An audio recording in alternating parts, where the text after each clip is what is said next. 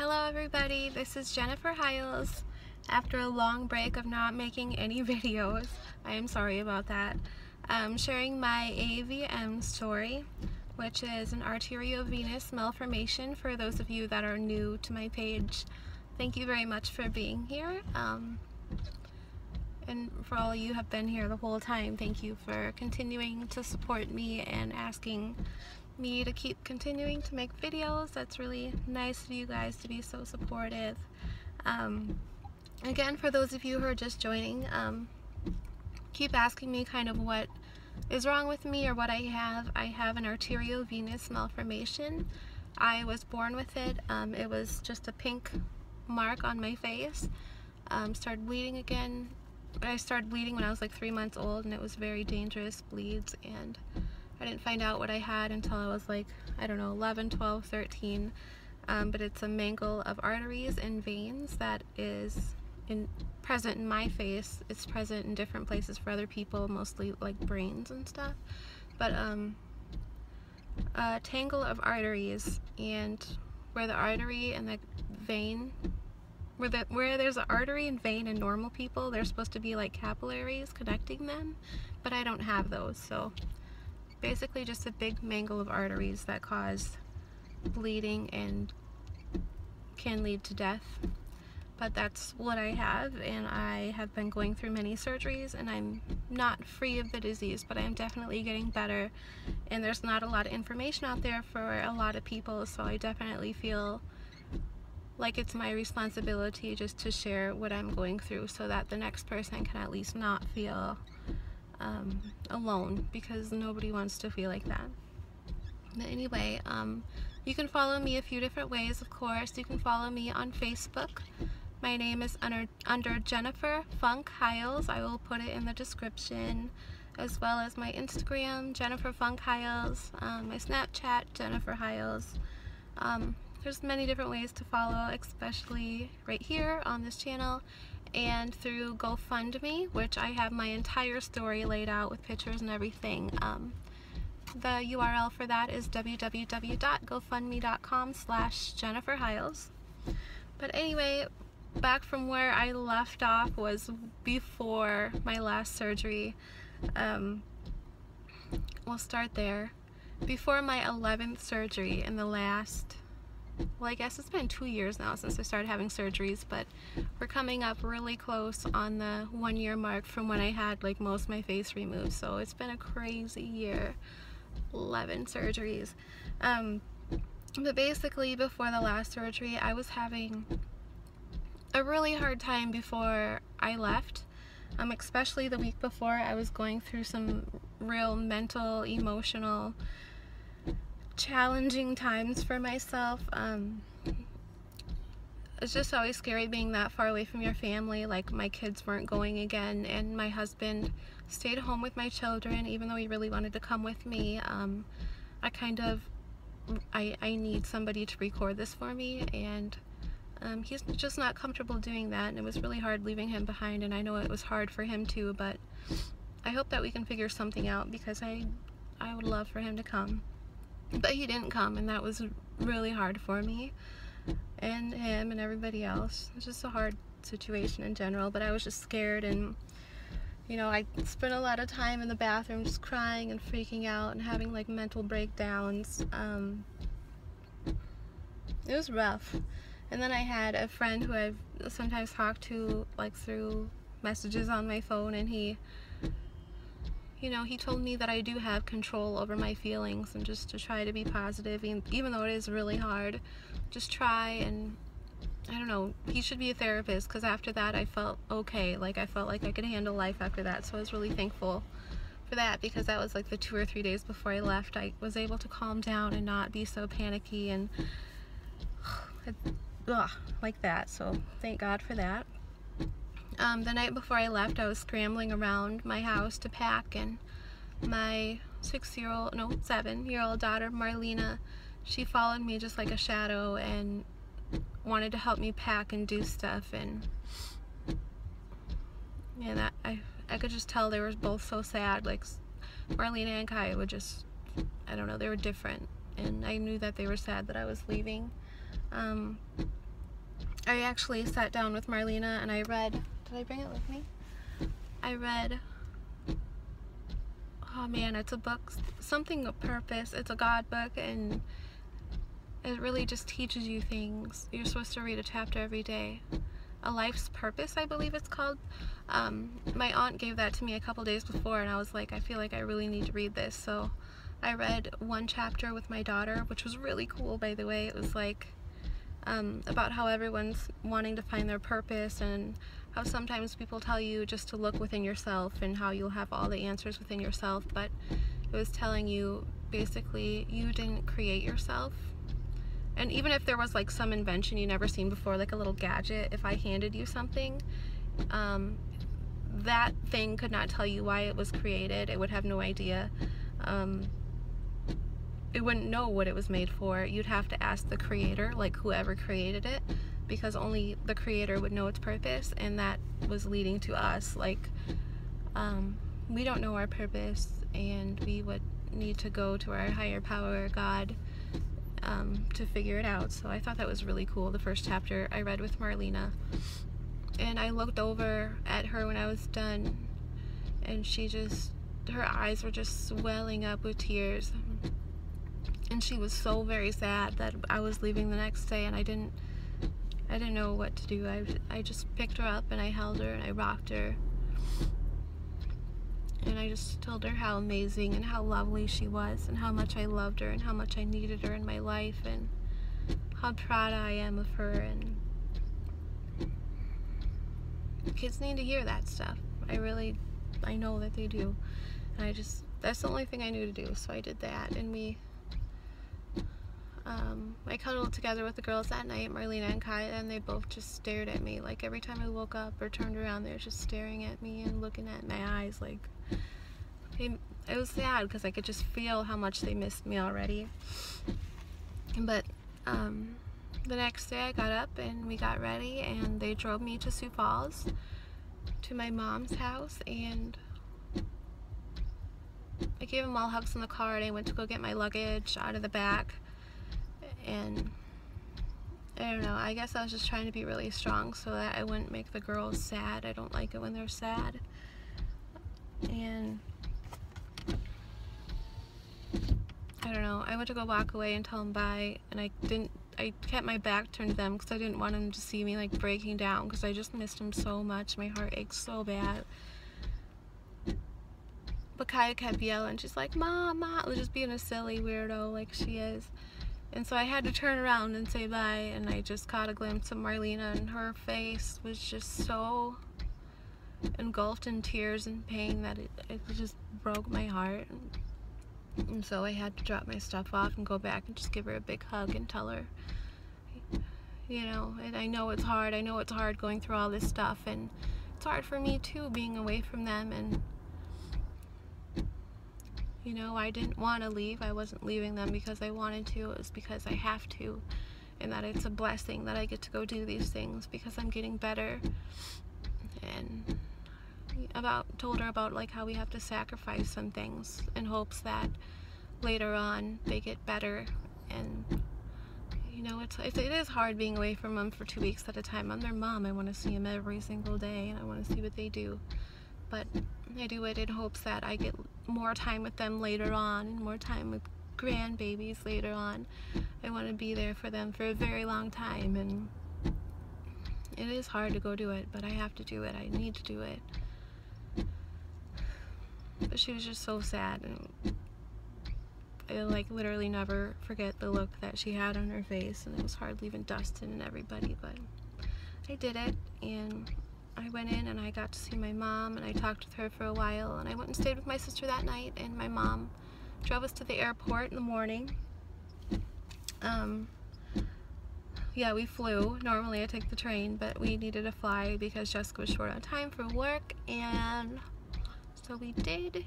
We got on the plane, and I don't know, I just prayed, I guess. I prayed a lot inside my head, and I don't know, I just kind of picture like angels or something holding onto their wings, and I'm okay. Is that weird? That's what I do. And it was okay. It was a really good flight to Chicago. And then from Chicago to New York, I sat next to a guy. I guess his name was Logan. I don't know. He was really nice. I guess normally I feel really awkward around people, like I don't know how to have a conversation, and I guess I probably am really awkward still in a lot of situations, but I felt like he treated me like a normal person, and he was very nice and very kind, and he didn't even ask anything about what happened to me or what anything like that. I thought that was really cool. I did tell him eventually, because I was telling him why I was going to New York, but I guess I just felt normal, like a person, not like I am my disease or something. So I thought that was really cool. Not that I don't appreciate when people ask me, because I'd rather have them ask me than just sit there and wonder. Like, I have no problem with people asking me at all, but it was a really pleasant ride there, and it was distracting from the fact that I was like thousands of feet off the ground, so that was cool. Anyway, we got there and it was hot. The weather was definitely different from what it was here, so it felt really good just to be sweating in the line waiting for the taxi, and we were instantly, you know, in a taxi just driving crazy in New York, just like you do. And we had fun before I had to go in. We went to Fat Cat, which is a little jazz club there. We had a lot of fun there. We went and did some karaoke, and of course I had to show my sister all the food, and we went to different places, and there's a vegan place there, but I mostly like to eat there. We went and walked around and did that. We stayed at the Wyndham New Yorker Hotel, which is a tiny little room for a lot of money, and I guess I wasn't very impressed with that place. I'm probably not going to stay there again. They charged me $300 for Wi-Fi. I was like, what the hell at the end? Anyway, I went and seen my doctor 2 days before my surgery. It was so good to see him as always. I'm always just like, oh, there's the guy that's saving my life. I love him so much. I try not to get too excited and be like all crazy, but I'm just, I don't know. I love him completely. Anyway, he sat there and told me about my surgery. He asked me what I kind of wanted done, and I told him what I was thinking, and he was totally cool with that. Oh yeah, and on the airplane I had a lot of pressure above my right tooth, and it scared me. It felt like it was going to explode for a while. It lasted a couple minutes on each plane. But I told him about that, and he said it was definitely because of my AVM and just pressure building up.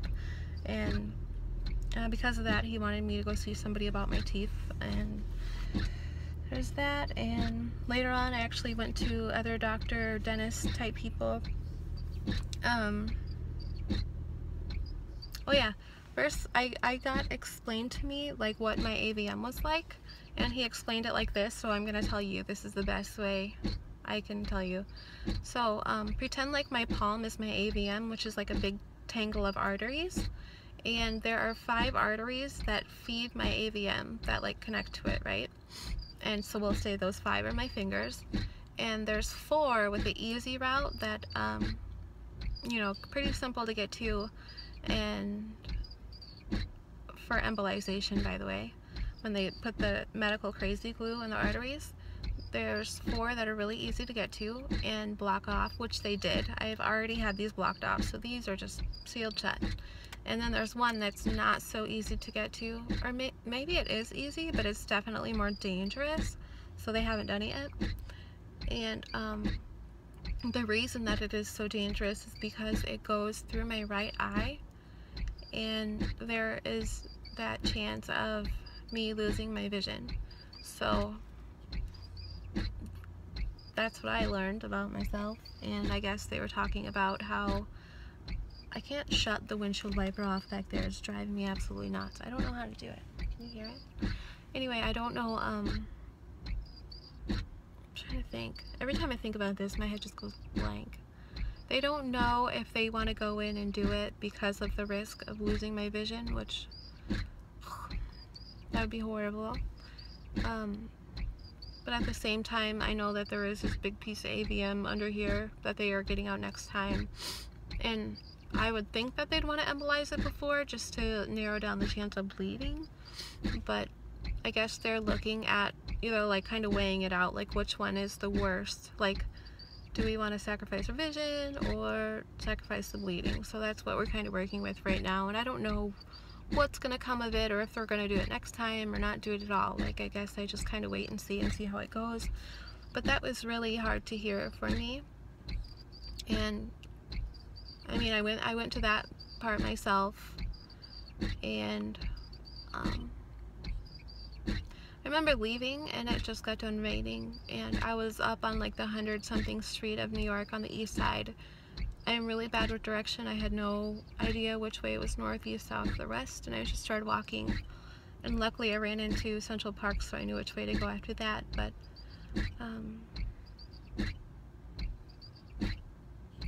hearing that you could lose your vision is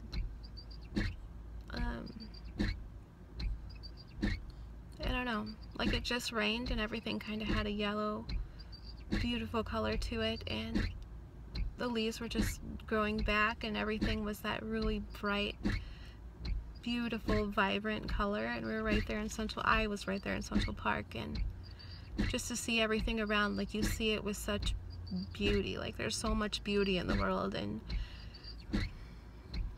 I guess I've always known that I am blessed to have my vision. I've thought of it before, and I just love seeing all the little things. But when you have that risk to be getting your vision taken away, that you just see everything absolutely way more beautiful. Like, I just been staring at fire and looking at the flowers and studying my kid's face and my husband, my dad, my brother. I just love being able to see, and it's such a blessing to have. And I really hope and pray that I never lose that, or I never have to lose that. Even just going through the surgery and having to know that if I wake up I might not be able to see it again, like, that's very scary. I truly pray that that never has to happen. I just put my faith in God, and you know that's a risk, and I hope that that doesn't happen.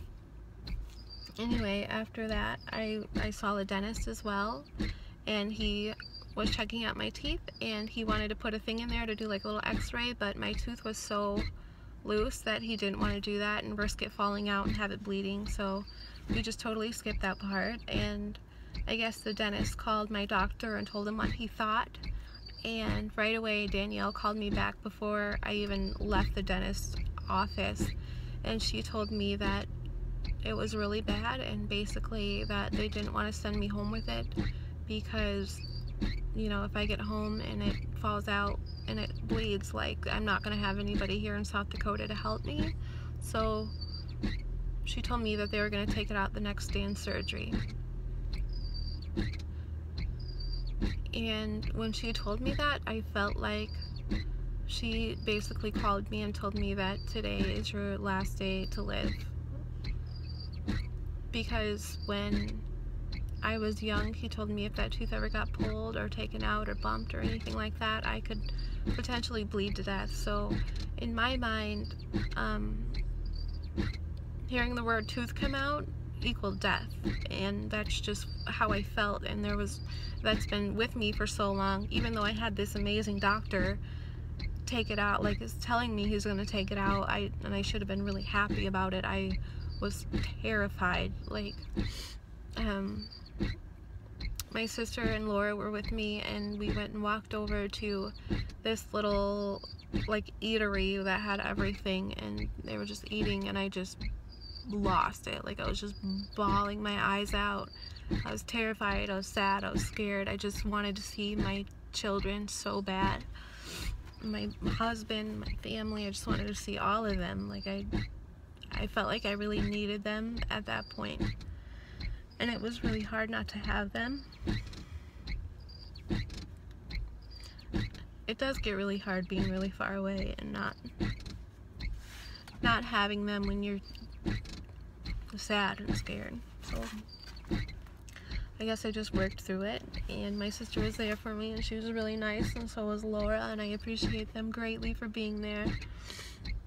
And we sat there for a while until I calmed down, and then I was just kind of quiet, and we went to go walk back, and we went to this big church and stuff, and we just walked for quite a while, and eventually I calmed down. I wasn't just non-stop crying. I'm pretty sure I cried like all of my tears out, and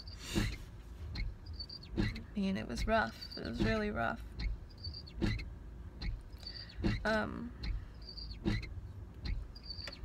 Man.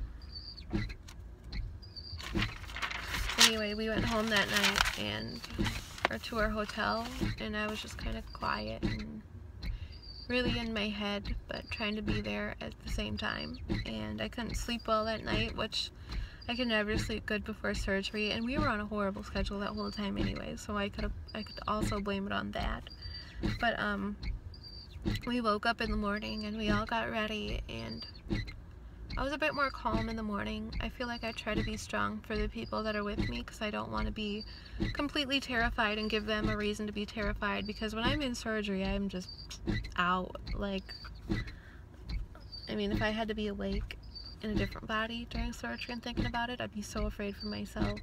But I'm not. I'm just out. And the people that have to wait in the waiting room for me, I just feel horrible for them. I'm like, oh, I feel like that would be the hardest job, and I always feel bad for those people. So I'm really thankful Laura was there with my sister, because she didn't have to be alone. My surgery was scheduled for 9:30, and they actually got me in there pretty quick. Gave my sister a hug, and I walked back into the elevator with the really nice nurse who's there every time. She's so sweet. And we went up to the surgery room, into the OR, and I laid on that cold table, got lined up where they wanted me to be, and I was so scared.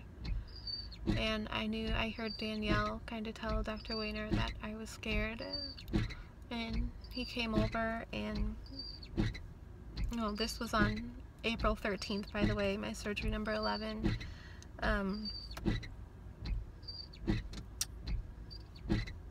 Yeah, but they came up to me, and she told them about my tooth fear and stuff, and he came up and he told me he didn't want me to be scared, not to be worried, and he told me I would be okay, and I love that he does that. Like, he doesn't never want me to be worried, and he made me feel comfortable. He really did. He's good at that. He assured me it would be okay, and he told me what he was going to do. He wanted to resect my scars right here.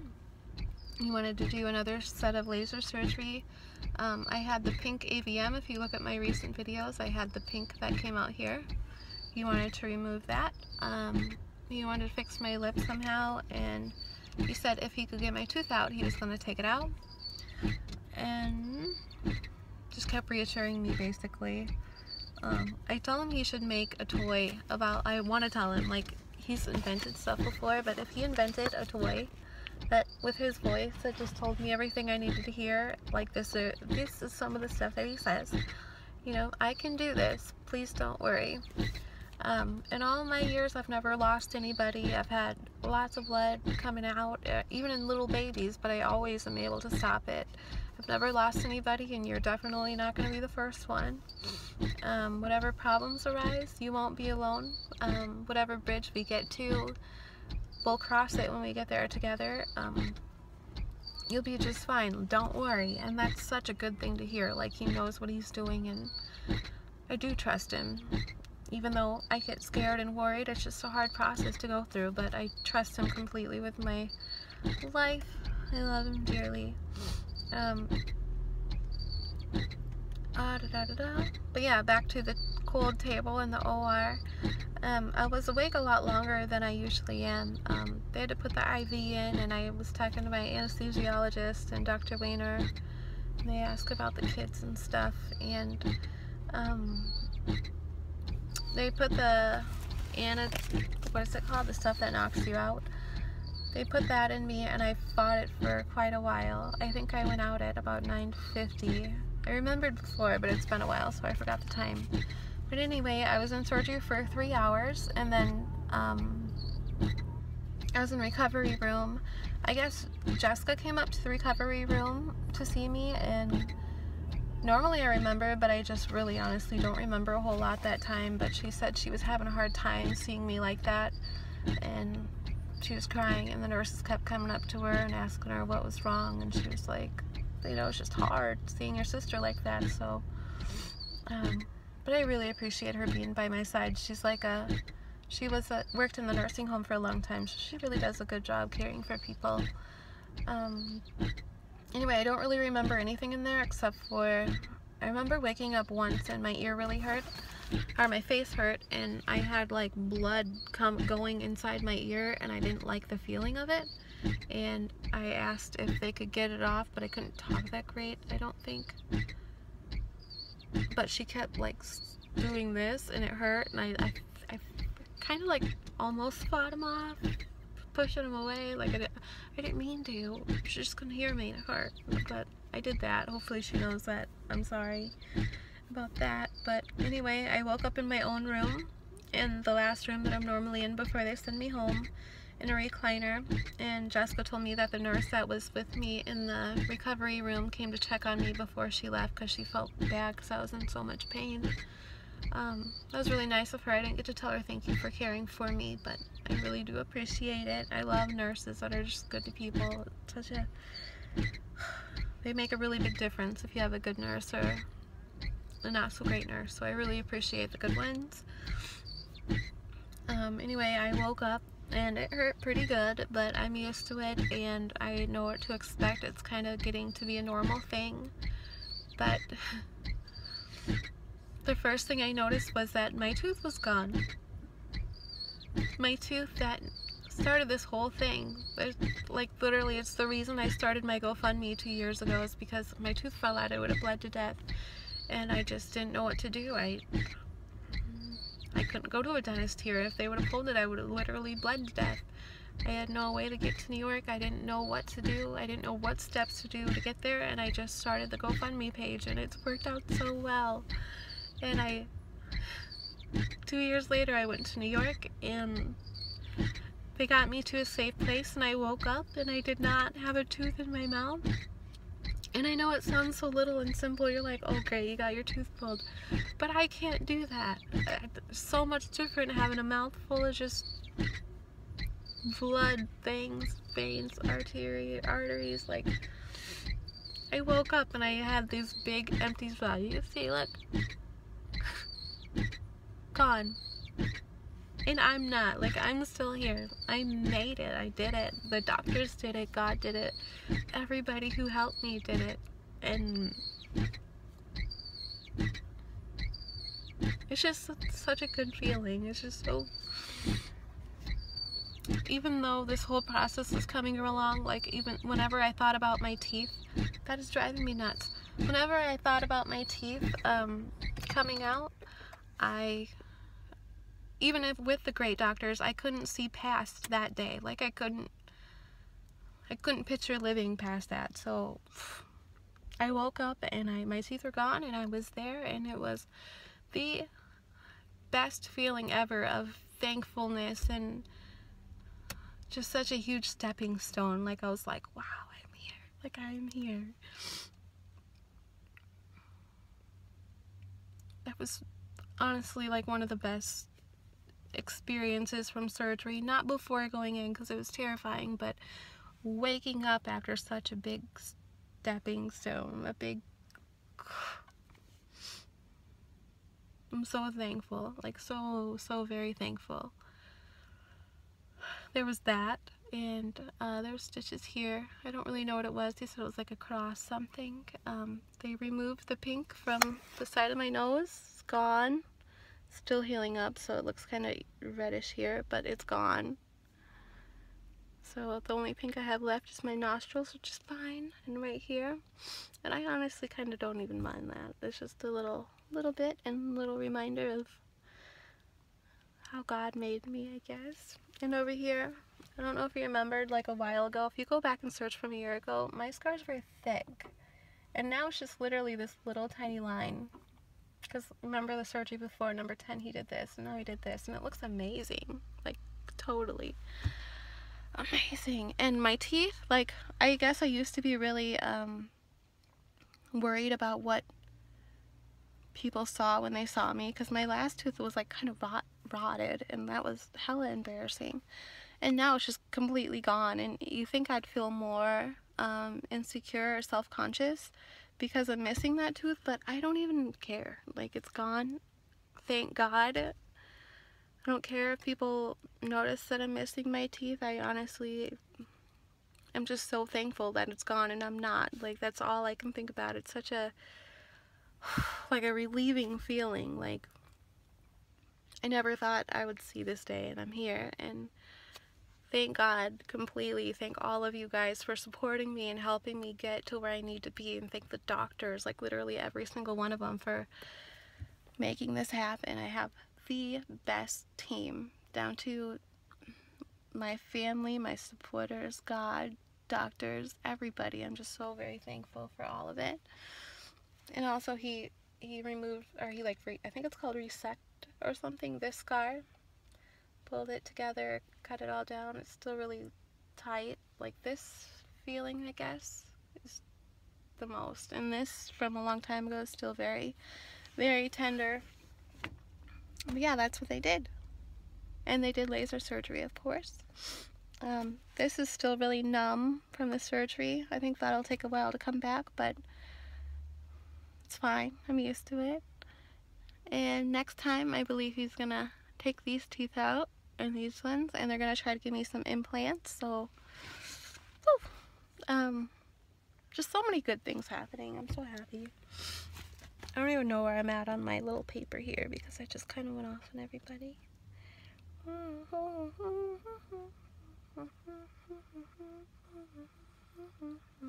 Yeah, I think they said they took out 2. It kind of feels like 3, but she said it was only 2. But more will happen. And they were also like extremely loose, so maybe that's why it didn't hurt so bad. And Dr. Weiner did a great job. Like, I don't think he's ever pulled teeth before, but he should definitely like be a dentist also, because he did great. Like, even when he pulled it out, he sewed it together, so I thought it was going to be crazy painful, but it was just fine.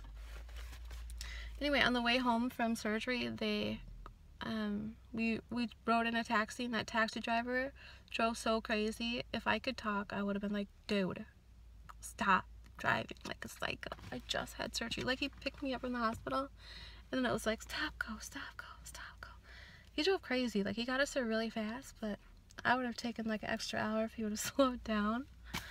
Anyway, we got there, and I kind of asked Jessica and Laura to go get me food, only because I was so happy about my teeth being gone and me not being gone that I wanted to make a video, and I intended to make it for YouTube, which is why I haven't made one of the reasons why. I wanted to make it for YouTube, but I did it on Facebook Live, and I was gonna save it before I uploaded it, but I forgot to, and I don't know how to get it off there now. But I had to go on and make a video and just tell everybody straight out of surgery, or straight out of a 3-hour surgery, same day. I like made a video. I'm ridiculous, but I feel like I was on so many pain medications that I was just like, let's do this. I'm excited to tell everybody, because I have so many people that helped me get to where I am. I just feel like I want to tell them, like, look what you did for me, and thank you so much. And that's what I did. And it's on my Facebook. If anybody's on there, you could go check it out. It's a while back ago, but it was on April 13th. But I did that, and then after that, Jessica drove around, or she walked around, and she got me anything I wanted. She was really, really good to me. She helped me out with anything I needed, her and Laura, and I rested for a couple days, and then got me any kind of drink I wanted, like yogurts and stuff. Not yogurts, fruit smoothies. And you know, my eye, it was this one. It had like a big blister looking thing. It was like a big bubble, like, and I had a big black eye.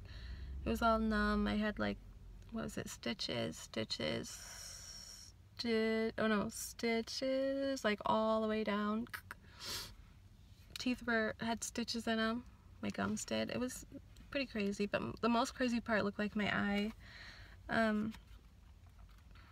Anyway, yeah, people think I heal really fast, but I honestly just get tired of laying around, and I just can't sit there in bed all day. And I'm in New York, so I'm like, alright, let's go walk around. Let's go. Oh no, I said let's go get something to eat, and then you know, we started out slow and got something to eat, and then before you know it, we're like in Times Square on Facebook Live, just getting it, I guess.